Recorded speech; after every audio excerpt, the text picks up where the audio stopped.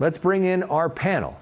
Dina Dahl, attorney and legal analyst with Midas Touch on the left. And on the right, John Ziegler, host of the Death of Journalism podcast. Welcome back, both of you. John, you talk a lot about 2020 and COVID. Why does COVID and 2020 matter in 2026? Because this was the most important thing that's happened in the modern history of America, at least since World War II. And I think a lot of mistakes were made. I think it's incredibly important to understand why those mistakes were made and what I think was mostly a moral panic. Let's be clear, the pandemic was real, it was terrible. A lot of people lost their lives. But there were some decisions made, specifically by Dr. Fauci, that I don't believe hold up under scrutiny. And this diary is astonishing.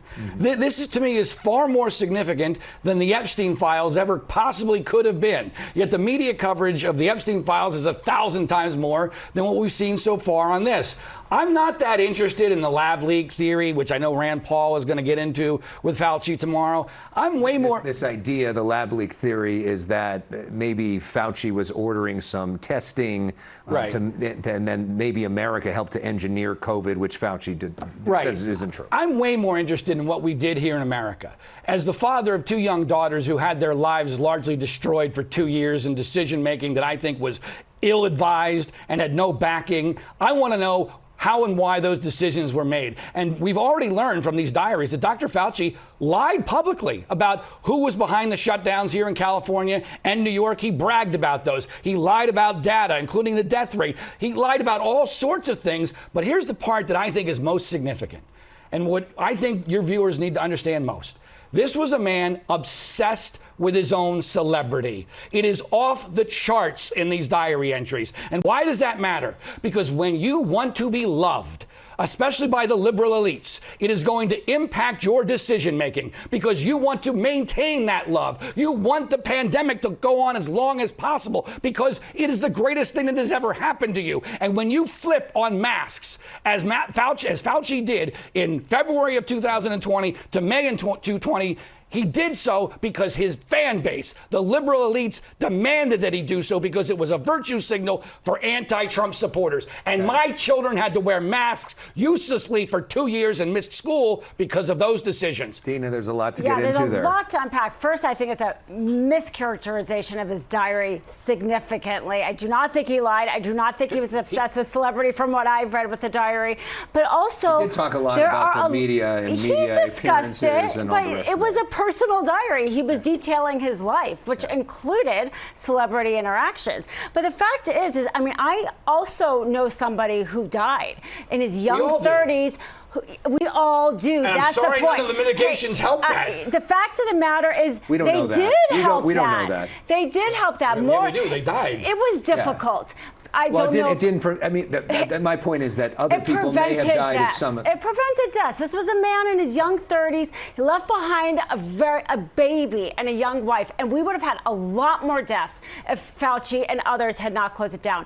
Was there ramifications with closing it down? Of course. It was a lose-lose situation. The fact of the matter is, I remember sitting and watching and hearing Trump as president talking about bleach, and people were grateful that Dr. Fauci, who was a renowned physician, head of the NIH for years, was able to calm us and provide us with guidance. But the fact of the matter, this hearing isn't really about did they make the right decisions or not, which honestly could be litigated about forever. It is this vindictive retribution, which is the entire Trump MAGA regime. It's all about retribution. And Fauci has gone, he's had harassment, he's had death threats for just trying to be a public servant and honestly doing the best he could. Well, Joe Biden was concerned that Anthony Fauci would be prosecuted by the Trump administration, so he pardoned him for everything that he had done previously. And now some of that could change. So this is a quote from CNN.com. Paul could attempt to renew calls for perjury charges based on the scientist's remarks in Wednesday's hearing. If he lies during the hearing, that's a new lie, and the pardon won't cover that. And so that's what he told Fox Business. Do you think this is like a perjury trap for? Yeah, look, perjury is purposely very difficult to prove. I'm not one of these people that says Fauci should be in jail. A lot of conservatives believe that. I want accountability for wrong decisions. What does that look like?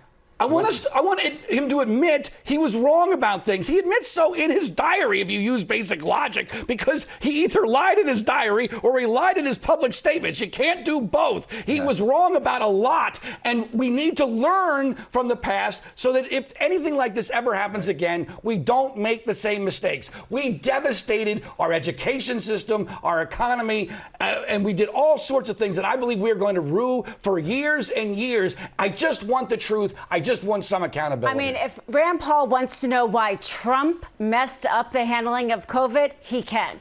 This should not all be on Fauci's step. And is it possible that both of them screwed up? Yes. Well, but where's the Republican Party And Newsom asking screwed for up, Trump? and other people screwed up. Trump was and president. That there was an overreaction, and shutting down beaches didn't make any sense. And why don't we admit some of that stuff now, so that way we can move forward and talk about this logically, so we can avoid this sort of things. And both parties made mistakes in this whole thing because there was mass panic and overreaction. But you also understand that because people didn't want to have deaths on their hands, and you understand how some of the people responded to that. Okay, let's talk about what's happening. Wow, that was awesome. With ICE right now.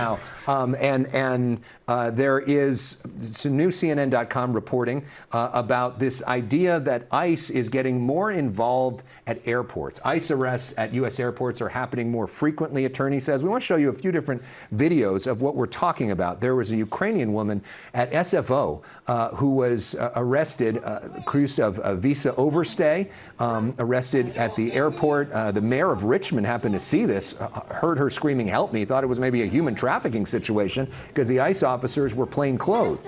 In Denver, another arrest, stopped on a jet bridge, another incidence of visa overstay, more plainclothes officers. In Vegas, there was an incident where a gentleman was stopped when people walking nearby were concerned and questioned the ICE officers who were plain clothed. They walked away and left the guy with one handcuff on.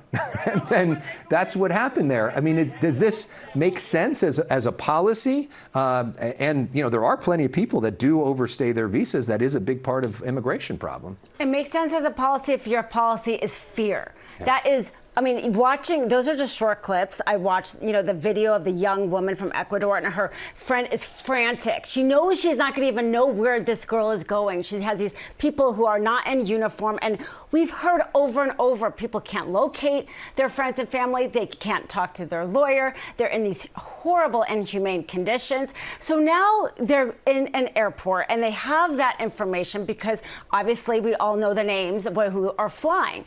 But these people are also in the records. The Department of Homeland Security could find them another way because obviously they have their names and information. They do it in this very visible and scary way because it scares other people, and that is their immigration policy right now.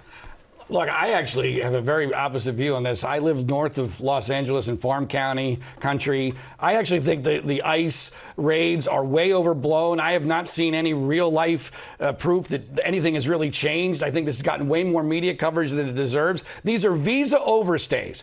There are very few ways to curtail someone's life when they're overstaying their visa other than curtailing their travel. So if they're allowed to travel wherever they want, why would they ever not overstay their visa? This is an incredibly important part of our immigration system. We don't have a country if we don't have a reasonable immigration system, and I don't think what's happening here is unreasonable at all. But to her point about fear, I mean, isn't that part of the point of what Stephen Miller and others are trying to do to try to increase self-deportations because it's cheaper to get people scared and get them out on their own? There could be some of that, but these videos are not good politically in general. I know somebody, speaking about not knowing anybody personally, I know somebody personally who self-deported. He was here for years.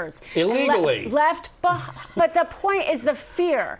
He did it during the LA raids last summer. He was the most hardworking family person, left behind his wife and children. I don't know how that's good for our country, but we are scaring people. I know another father, again, who had to wait in detention center for months, a for-profit detention center before being deported. So maybe don't break the law, and then you're not going to be in that situation. Fear is a good motivator. Neither of them are criminals. 70% of the people they're that they're criminal when getting they came in rounded here up by illegally. ICE, that is not, it's not a crime. It's a civil violation. And the fact of the matter is they're not criminals. All right, we're going to have to leave it there for now, but it's great talking with both of you guys. Thank you for bringing your perspectives. John Ziegler, Dina Dahl.